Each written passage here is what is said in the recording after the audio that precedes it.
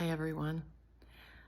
I realize that it's very difficult to get back to school and work and regular life after the horrific assassination of Charlie Kirk last week on our campus.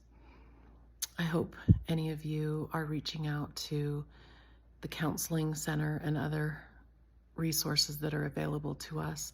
Feel free to reach out to me as well. It's quite a struggle for all of us. This week, as we move into the narrative paper, I just wanted to share some thoughts and tips about what I'm looking for in this paper.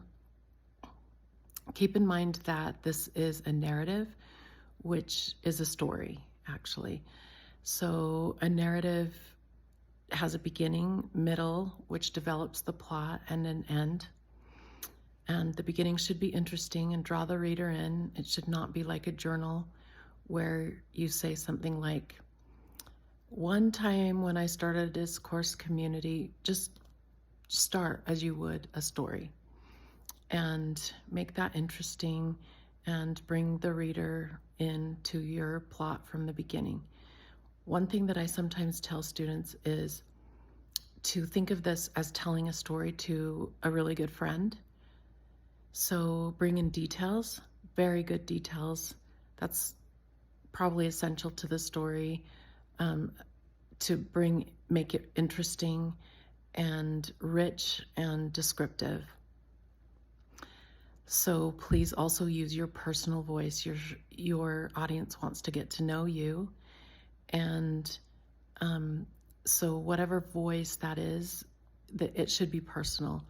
Oftentimes we use humor and look for humor in a narrative, and this week that might be difficult to do, but however it looks, please bring in your voice and let the reader get to know you. I want to say that sometimes students struggle because they are vulnerable in this paper, and vulnerability and your personal voice will always be safe with me.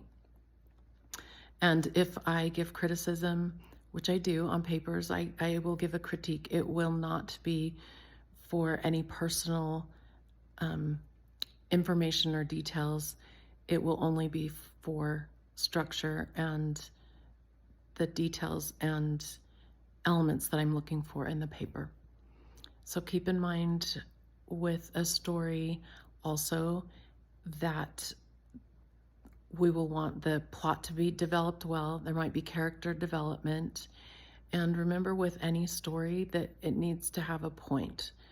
It needs to have a purpose and a theme, okay? Some kind of ending that brings everything together and makes the story have some kind of sense of completion.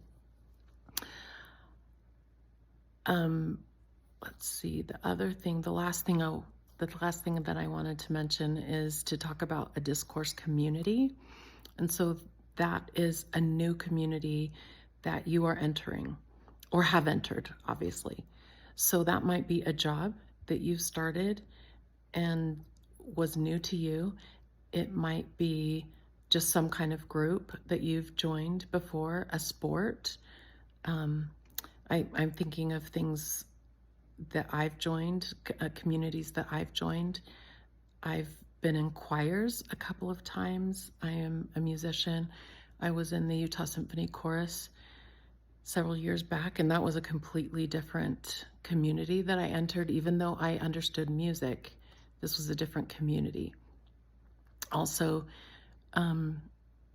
academics, that was a new world. I could describe what it was like to be a freshman on the University of Utah campus, absolutely having no idea what to expect, and how academia was completely different from what I had experienced in high school.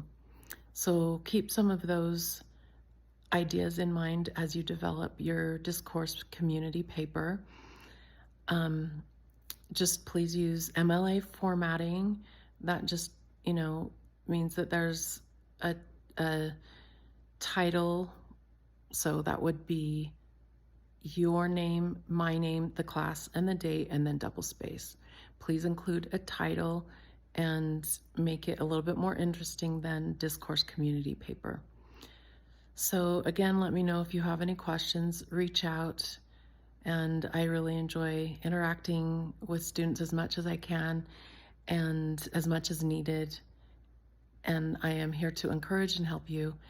So Canvas messaging is always the best, and I'm really looking forward to reading your first papers.